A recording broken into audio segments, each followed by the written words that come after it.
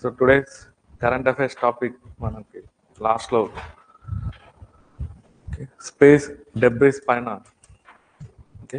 So వాటి influence ఎలా ఉంటుంది, అవి ఎలా జనరేట్ అవుతాయి, అదంతా ఆర్టికల్లో మెన్షన్ చేసి ఉంటారు, సైన్స్ ఆర్టికల్లో. ఓకే, స్పేస్ డెబ్రిస్ అంటే ఎలా చెప్పుకోవచ్చు మనం?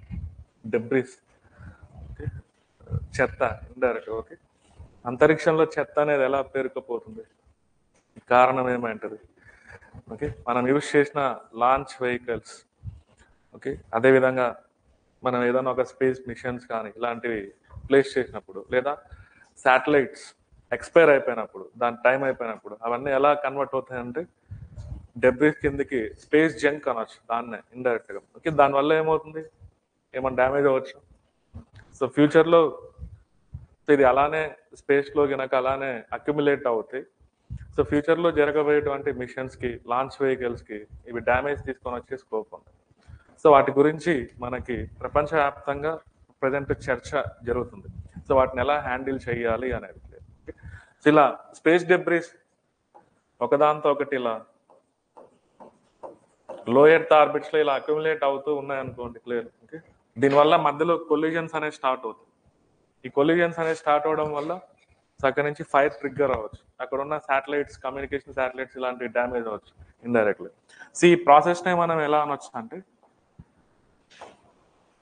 కెస్ట్లర్ syndrome. So try to remember these word. Kessler syndrome అంటున్నాం. కెస్ట్లర్ సిండ్రోమ్ అంటే ఇది బయాలజీకి సంబంధించింది కాదు, స్పేస్. ఓకే, స్పేస్లో ఇలా లాంచ్ వెహికల్ సంబంధించి, అదేవిధంగా ఉపగ్రహాలకు సంబంధించినటువంటి ఓకే పాడైపోయినటువంటి భాగాలు ఒకదాంతో ఒకటి కొలైడ్ అయ్యే ప్రాసెస్ ని మనం ఎలా అనొచ్చు అంటే కెస్ట్లర్ సిండ్రోమ్. కెస్ట్లర్ సిండ్రోమ్ అంటే ఇలా ఈ కొలిజన్స్ ని ఇండైరెక్ట్ గా ఒకదాంతో ఒకటి కొలైడ్ అయ్యే ప్రాసెస్ ని కెస్ట్లర్ సిండ్రోమ్ అంటున్నాం. ఓకే, ఇది స్పేస్ లో ఒక టర్మ్, క్లియర్. సో మన ఇండియా మన శాటిలైట్స్ డ్యామేజ్ అవ్వకుండా ఇస్రో ఏదైనా ప్రోగ్రామ్ ప్రాజెక్ట్ని ఏదన్నా స్టార్ట్ చేసి ఉంటుందా, మన శాటిలైట్స్ డ్యామేజ్ అవ్వకుండా ఈ స్పేస్ డెబ్రిస్ ని ట్రాక్ చేసేదానికి ఇస్రో, దీని పేరు ఇలా అంటున్నాం, ప్రాజెక్ట్ నేత్రా. ఇక్కడ నేత్రా అంటే meaning network for space objects tracking and analysis. దీన్ని క్యాపిటల్లో ఇలా అనుకుంటాం. So network for space objects, network for space objects tracking and analysis అంటారు. సో దీని ఇంటెన్షన్ ఏంటంటే ఇది. సో ఇది ప్రాజెక్ట్ ఎవరికి సంబంధించింది అంటే ఇస్రో. సో ఇండైరెక్ట్ గా ఈ స్పేస్ డెబ్రిస్, స్పేస్ జంక్ వల్ల సో మనకు సంబంధించిన శాటిలైట్స్ డ్యామేజ్ అవ్వకుండా ఇది ఎప్పటికప్పుడు వాటిని ట్రాక్ చేస్తూ ఉంటుంది indirect. So project Netra. So try to remember this one. So ఈ ఆర్టికల్ అది మొత్తం ఒకసారి చూసేదానికి ట్రై చేయండి దాంట్లో. ఓకే, అందులో లాస్ట్ పేజ్ లో ప్రతిరోజు సైన్స్ టాపిక్స్ వస్తుంటాయి హిందీలో. సో స్పోర్ట్స్ తర్వాత లాస్ట్ లో పేజ్ నెంబర్ 20 ఉంటుంది, clear. Okay, next page number 14 లో so India's one and only indigenously developed fighter jet, భారతదేశం స్వదేశీ సాంకేతిక పరిజ్ఞానంతో తయారు చేసిన యుద్ధ విమానం. దాన్ని ఇలా అనుకోవచ్చు, లైట్ కాంబాట్ ఎయిర్ క్రాఫ్ట్. మనం తయారు చేసింది అది ఏమనొచ్చు అంటే Tejas. Light combat aircraft అంటే తేలికపాటి యుద్ధ విమానం అని మనం చెప్పుకోవచ్చు. సో ఈ మధ్య డిఆర్డిఓ దీంట్లో లైఫ్ సపోర్టింగ్ సిస్టమ్స్ ని టెస్ట్ చేయడం జరిగింది. అందులో మూవ్ అయ్యేటువంటి పైలట్స్ కి వాళ్ళు సేఫ్ గా మూవ్ అయ్యేదానికి ఓకే కొన్ని ప్రత్యేకమైనటువంటి అరేంజ్మెంట్స్ ని ఇండిజినస్ టెక్నాలజీతో డెవలప్ చేసి దాంట్లో ప్రయోగించడం జరిగింది. ఓకే, ఇదేం కొత్తదేం కాదు. ఓకే, ఎల్సిఏ తేజాస్ అనేది ఎప్పటి నుంచో మనం 2015-16 నుంచే మన ఇండియాలో ప్రారంభించాం వీటిని. ఓకే, ఈ programme light combat aircraft programme అనేది ఎప్పుడో 1983లో ప్రారంభమైంటది మన ఇండియాలో.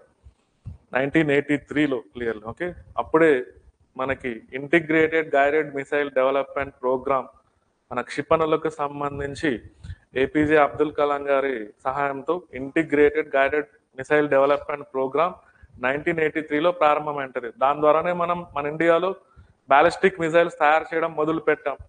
Integrated guided missile development programme 1983.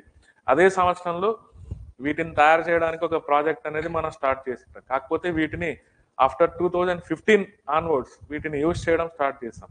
So ఇండియాకి సంబంధించినటువంటి one and only indigenously developed fighter jet ఏదంటే ఓకే తేజాస్ అనొచ్చు ఇండైరెక్ట్లీ. ఓకే, దాన్నే తేలికపాటి యుద్ధ విమానం లైట్ కంబాట్ ఎయిర్ క్రాఫ్ట్ అంటున్నాం.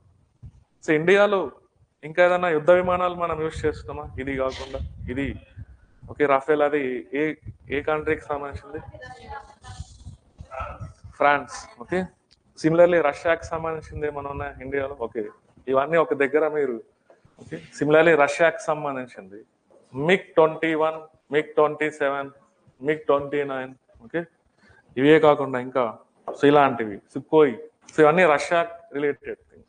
సిమిలర్లీ మీరేజ్ 2000, ఇది కూడా ఫ్రాన్స్ కి సంబంధించి మన ఇండియాలో యూజ్ చేస్తున్నాం. సిమిలర్లీ జాగ్వర్, ఇది యూకే ఆరిజిన్. ఇవన్నీ మనం యూజ్ చేసే ఫైటర్ జెట్స్, యుద్ధ విమానాలు. క్లియర్. ఎనీహో మనం మన ఇండిజినస్ టెక్నాలజీతో తయారు చేసుకుంది ఏంటంటే ఇది తేజాస్. సో ఈ రెండు మనకి ఈరోజు న్యూస్ పేపర్లో ఉన్నాయి. సో వాటి గురించి స్టడీ చేయండి. ఓకే, సో స్పేస్ డెబ్రీస్ సంబంధించిన మన ఇండియా కండక్ట్ చేసిన ప్రాజెక్ట్ పేరు ఏంటి? వాటిని ట్రాక్ చేయడానికి ఓకే మన ఇస్రో ఇందాక చెప్పుకున్నాం కదా స్పేస్ ప్రాజెక్ట్ నేత్ర అనే పేరుతో. స్పేస్ డెబ్రీస్ పైన మీకు మెయిన్స్ లో క్వశ్చన్ అడగచ్చు ఫ్యూచర్ లో.